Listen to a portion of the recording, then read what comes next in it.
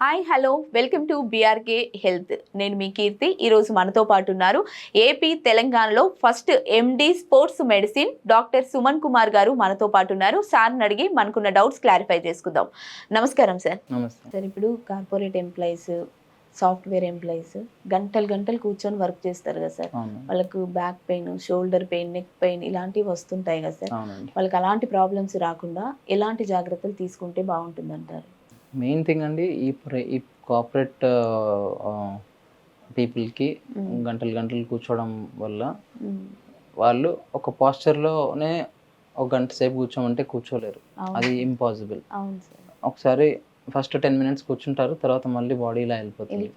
So అప్పుడు ఏం చేయాలంటే మెయిన్ థింగ్ స్ట్రైట్ స్పైన్ తోని పాస్చర్ మెయింటైన్ చేయాలి అంటే ఈ లోవర్ బ్యాక్ రీజన్ ఉంటుందండి. ఇక్కడ చిన్న సోఫా పిల్లోస్ ఉంటాయి, చిన్నది కార్లో ఉంటాయి, అది పెట్టుకోవడం బెటర్. వన్ థింగ్ ఈజ్ మనం కూర్చునే చైర్ వచ్చి కొంచెం మరీ ఇట్లా రిలాక్సింగ్ కాకుండా కొంచెం స్ట్రైట్ గా పెట్టి కొంచెం ఫర్మ్ గా ఉండాలి. అంటే ఫుల్ గట్టిగా రాయి లెక్క అని కాదు, బట్ ఫర్మ్ గా ఉండాలి. సో దట్ ఇట్లా స్ట్రైట్ గా పెట్టుకోవచ్చు. అది కాకుండా ఈ లెవెల్లో లంబార్ రీజన్ లో అంటారు, అక్కడ ఒక చిన్న పిల్ల పెట్టుకున్నారు అనుకోండి, ఆ ఆర్చ్ ఇట్లా మెయింటైన్ అవుతుంది. ఫస్ట్ థింగ్ అది చేయాలి, మ్యాండేటరీ. ఓకే, దానివల్ల ఏమవుతుందంటే ఏదైతే స్పైన్ ఇలా స్ట్రైట్ ఉండాల్సిందో ఇలా వెళ్ళిపోతుంది, అది వెళ్ళిపోకుండా ఇలా ఉంటుంది అన్నమాట. అది first point start off. Then కూర్చున్న దగ్గరే ఒకవేళ చాలా మంది ఒక్కసారి పనిలో పడిపోయారంటే వాళ్ళు ఇంకా పనిలో మునిగిపోయి ఉంటారు, వాళ్ళకి పక్కలోపం ఏం తెలియదు.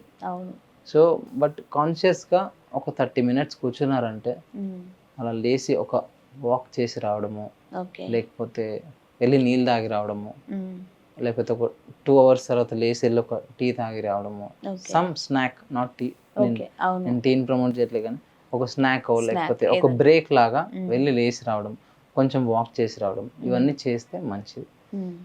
ఇంకోటి ఏంటంటే మేడం, థర్డ్ పాయింట్, కూర్చున్న దగ్గరే. ఇప్పుడు కూర్చుంటున్నారో కదలట్లేదు అంటే అన్ని మజిల్స్ అన్ని బిగుసుకుపోతాయి. సో ఆ మజిల్స్ అన్ని అలా బిగుసుకుపోకుండా ఉండాలి అంటే కూర్చున్న దగ్గరే ఒక 1/2 hourకి ఒకసారో 1 hourకి ఒకసారో కొన్ని స్ట్రెచెస్ ఉంటాయి, సింపుల్ చైర్లో కూర్చొని చేసేయచ్చు. జస్ట్ హ్యాండ్స్ ఇలా పట్టుకొని కొంచెం ఇలా ఇట్ సైడ్ బెండ్ చేయడము, లేకపోతే ఇలా ఇట్ సైడ్ బెండ్ చేయడము, ఈజీ రొటేషన్ ఇలా చేయడము, ఇట్ సైడ్ చేయడము. కానీ దానికి కూడా ఒక డోసేజ్ ఉంటుంది, ఒక 15 seconds 20 seconds 3 times అట్లా చేస్తే then it will be effective. ఇలా అన్నారు కదా అని ఒకసారి ఇలా అని ఒకసారి ఇలా అని మళ్ళీ చేస్తే అది సరిపోదు. అండ్ ఇంకోటి మెయిన్ ఇంపార్టెంట్ థింగ్ ఏంటంటే మేడం, ఈ పర్టికులర్ సిచ్యువేషన్లో ఏ మజిల్ ఏం ఇంబ్యాలెన్స్ ఉంది అని తెలుసుకోవడం ఇంపార్టెంట్.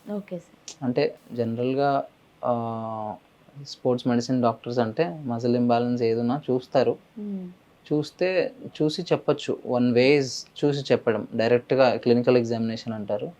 బ్యాక్ చూస్తే అర్థమైపోతుంది, ఓకే ఈ పర్టికులర్ కొన్ని లెవెల్స్ ఉంటాయి అన్నమాట.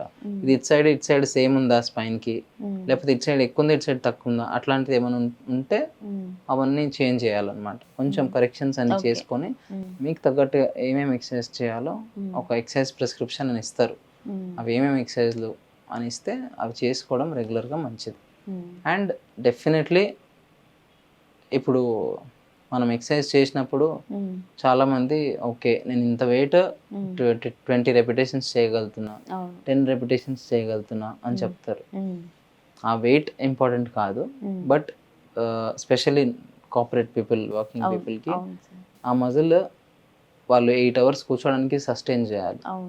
దానికి ఎన్ని repetitions చేయాలి, ఎలా ఇంప్రూవ్ చేయాలి వాళ్ళ మజిల్ స్ట్రెంగ్త్, అవన్నీ తెలుసుకోవడం ఇంపార్టెంట్, కొంచెం కంపల్సరీ అన్నమాట. అవన్నీ తెలుసుకుంటే దానికి తగ్గట్టుగా వాళ్ళు సరిగా చేయొచ్చు. ఓకే, అది కాకుండా మళ్ళీ ఏంటంటే ఎక్సర్సైజ్ డెఫినెట్లీ హెల్ప్స్ ఇన్ ఈ నెక్ పెయిన్ కానీ బ్యాక్ పెయిన్ కానీ. ఇంకోటి ఏంటంటే మేడం, నెక్ రిలేటెడ్ ఇష్యూస్కి వచ్చేసరికి స్క్రీన్ వచ్చి మన హెడ్ పొజిషన్ స్ట్రైట్గా ఇట్లా ఉండాలి మేడం, ఈ పొజిషన్లో ఉండాలి. టాప్ ఆఫ్ ద స్క్రీన్ వచ్చి మన ఐ లెవెల్లో ఉండాలి. కానీ మనం ఇలా కిందకి చూస్తాం, మన ఫోన్ మనం ఇలాగే చూస్తాం, మన ఐప్యాడ్ ఇక్కడే ఉంటుంది, ల్యాప్టాప్ కూడా ఇక్కడే ఉంటుంది. అది కాకుండా సింపుల్ చేంజెస్ కింద ఒక టెలిఫోన్ డిక్షనరీ పెట్టడము, ఇంతలా ఉంటుంది కదా బుక్, అవును సార్. దాన్ని ఇలా పైకి పెట్టడము, అలా పెట్టేసి కీబోర్డ్ అంత ఇంత దూరం వెళ్ళి చేయకుండా కీబోర్డ్కి సింపుల్గా ఇక్కడ ఒక టేబుల్ పెట్టి ఓకే. వైర్లెస్ కీబోర్డ్స్ ఉంటాయి కదా, సింపుల్గా వాడుతూ అక్కడ చూడొచ్చు. That is the best way to okay. Change your space. Okay sir. ఇంకా కొంతమంది వర్క్ ఫ్రమ్ హోమ్ అని చెప్పి ఇంట్లో పడుకొని సోఫాల్లో ఎస్ సార్. పనిచేస్తారు. అది మాత్రం ఖచ్చితంగా మంచిది కాదంటారా? అసలే మంచిది కాదు. డెఫినెట్లీ చాలా హానికరం చేస్తుంది. ఓకే. సో ఆ ఇంట్లో కూడా స్పేస్ని మనం ఆఫీస్ లెక్క క్రియేట్ చైర్, టేబుల్, కొంచెం ఆ సైజ్ ఆఫ్ ద మానిటర్ అవన్నీ మనం జాగ్రత్తగా పెట్టుకుంటే కొంచెం నెక్ బ్యాక్ బాగుంటుంది. ఇప్పుడు ఈ back pain, neck pain, shoulder pain ఏదన్నా హెల్త్ ఇష్యూస్ వల్ల అంటే స్టామినా లేకపోవడం వల్ల వచ్చే అవకాశం ఉందంటారా, లేదా ఆ వర్క్ చేయడం వల్లనే వచ్చే అవకాశం ఉందంటారా సార్? అంటే కాంబినేషన్ ఆఫ్ బోత్ మేడం. ఒకటేమో ఎక్కువ అసలు ఎక్సర్సైజ్ చేయకుండా ఉండి ఎక్కువ ఊరికే పని చేస్తూ ఉన్నప్పుడు మజిల్స్ అన్నీ వీక్ అయిపోతాయి. ఇప్పుడు ఎలా అంటే సేమ్ మనం ఏదైనా ఎలక్ట్రానిక్ డివైస్ కొన్నాం, అది వాడకుండా అక్కడే పెట్టేస్తే ఏమవుతుంది? పాడైపోతుంది. ఈవెన్ ఆటోమొబైల్ కూడా అంతే. కొత్త కారు కొన్నాం, వాడకుండా అట్లే పెట్టేస్తే నెల రోజుల తర్వాత స్విచ్ ఆన్ చేస్తే అది కాదు. మన మజిల్స్ కూడా అంతే. ఉన్న మజిల్స్ ని మనం వాడాలి కొంచెం కొంచెం. అంటే ఎలా అంటే మేడం, ఎక్సర్సైజ్ చేయడం అనేది మనం కార్లో ఫ్యూయల్ పోసినట్టు. మనం మజిల్లో ఫ్యూయల్ పోస్తే మనం ఒక 8 hours పని చేయొచ్చు అలా. అది మరి అందరూ చేయరు కదా, అందరూ పని చేస్తున్నారు కదా అంటే ఏదో ఒక రోజు వాళ్ళకి వీక్నెస్ వస్తుంది, వాళ్ళు ఈ సిమ్టమ్స్ తో వస్తారు. ఆ పాపులేషన్ చాలా ఎక్కువ అయిపోయింది. ఇన్ఫ్యాక్ట్ ఇప్పుడు నేను లాస్ట్ 5 years నుంచి చూస్తున్నాను పేషెంట్స్ని, 5 to 8 years నుంచి చూస్తున్నాను. Age group of 30 to 35, 40 age group చాలా మంది ఈ కంప్లైంట్స్ తో వస్తారు. ఇప్పుడు ఫ్రెష్గా నేను చూస్తున్నాను, even at the age of 10 to 12, 10 to 15 మధ్య కూడా చాలా మందికి ఈ పెయిన్స్ తో వస్తున్నారు పిల్లలు. సో ఇంత ఏజ్లో ఎందుకు వస్తుంది అంటే వాళ్ళు చేసే పనులన్నీ స్క్రీన్ మీదే ఉన్నాయి. సో అది టెక్నాలజీ అనొచ్చు, అడ్వాన్స్మెంట్ అనొచ్చు, బట్ ద సేమ్ టైం వాళ్ళకి ముందు జనరేషన్స్ ఎలా బయటికి వెళ్ళి ఫీల్డ్ మీద ఆడుకుంటున్నాం అలాంటి ఫెసిలిటీస్ ఇప్పుడు చాలా కొంచెం తక్కువైనట్టున్నాయి. సో దానివల్ల కూడా ఆ కంప్లైంట్స్ వస్తున్నాయి. ఇప్పుడు బ్యాక్ పెయిన్ రాకుండా మనం ఎక్సర్సైజ్ చేస్తే ఈ బ్యాక్ పెయిన్ రాకుండా ఉంటుంది అని చెప్పారు కదా సార్. సేమ్ అలాగే జ్యూసెస్ ఉంటాయి కదా సార్, అంటే బోన్కి ఈ వీటికి ఒక అంటే ప్రత్యేకంగా ఈ జ్యూస్ తాగితే ఇలాంటి ప్రాబ్లం రాకుండా ఉంటుంది అనేది ఏదైనా ఉందా సార్? జ్యూస్ కన్నా ఎక్కువ ప్రాబబ్లీ నేను కొన్ని సప్లిమెంట్స్ చెప్తాను మేడం. అది ఎందుకు అంటే ఇప్పుడు అగైన్ కమింగ్ బ్యాక్ టు మీరు అడిగిన క్వశ్చన్కి, బోన్ వీక్నెస్ వల్ల కూడా ఈ పెయిన్స్ రావచ్చు. బోన్స్ వీక్నెస్ ఎక్కడి నుంచి వస్తుంది అయితే కాల్షియం లెవెల్ తక్కువ అవుతుంది బాడీలో. కాల్షియం లెవెల్ అంటే విటమిన్ D3 తక్కువ ఉంటుంది. ఆ కాల్షియం సప్లిమెంట్స్ తీసుకోవడం వల్ల డెఫినెట్లీ హెల్ప్ఫుల్ ఉంటుంది. Vitamin D3, vitamin B12 2 vitamin contents మన బాడీలో బికాజ్ ల్యాక్ ఆఫ్ ఏమంటాం సన్లైట్ మనకు మీద ఎక్కువ పడకుండా ఆ ప్రొడక్షన్ అనేది కొంచెం తగ్గిపోతుంది. సో అది కూడా డెఫినెట్లీ ఎఫెక్ట్ చేస్తుంది. డెఫినెట్లీ D3 ఇంకా B12 టెస్ట్ చేసుకొని ఆ పర్టికులర్ సప్లిమెంట్స్కి ఒక డోసేజ్ ఉంటుంది, ఆ డోసేజ్ తీసుకొని దెన్ ఆ డోసేజ్ ఒక 8 weeks 12 weeks అట్లుంటుంది. అది తీసుకుంటే డెఫినెట్లీ ఆ మజిల్ పెయిన్స్లో చేంజ్ ఉంటుంది, ఎందుకంటే బోన్ హెల్త్ కొంచెం బెటర్ అవుతుంది కాబట్టి.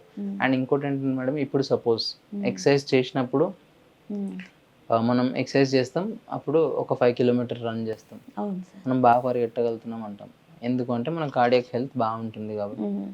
అలా ఎక్సర్సైజ్ చేస్తే కార్డియాక్ హెల్తే కాకుండా ప్రతి system in your body definitely improve అవుతుంది. లైక్ సెంట్రల్ నర్వస్ సిస్టమ్ కానివ్వండి, బోన్ అండ్ కనెక్టివ్ టిష్యూ కానివ్వండి, ప్లస్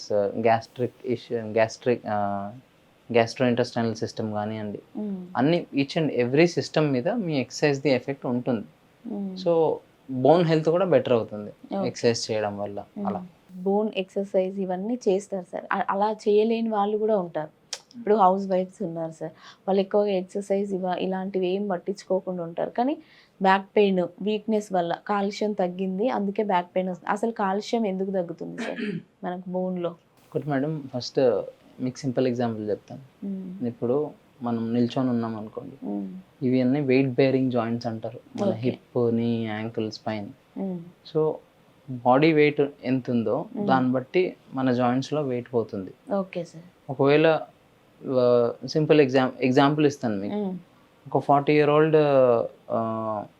year old అమ్మాయి ఉందనుకోండి, ఆమె ఓన్లీ హౌస్ వైఫ్, ఆమె ఎప్పుడు ఎక్సర్సైజ్ చేయలేదు, ఆమె ఎప్పుడు సో ఎక్కువ ఇంట్లోనే పనిచేసి కొంచెం మోకాలు నొప్పులు లేకపోతే బ్యాక్ పెయిన్ వచ్చింది అనుకోండి, బాడీ ఒక వెయిట్ మొత్తం ఆ బోన్స్ మీద వెళ్ళి అక్కడున్న దాన్ని ఏమంటారు, గుజ్జు అంటారు కదా, అది కొంచెం కరిగిపోతుంది. సేమ్ మోకాలు అరుగుదల ఎట్లా ఉంటుందో ఇది కూడా అంతే, సేమ్ థింగ్.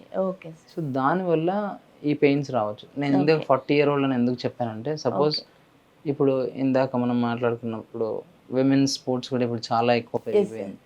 ఈవెన్ విమెన్ కూడా 35-38 ఏజ్ వరకు వాళ్ళు అన్ని స్పోర్ట్స్ ఆడుతున్నారు.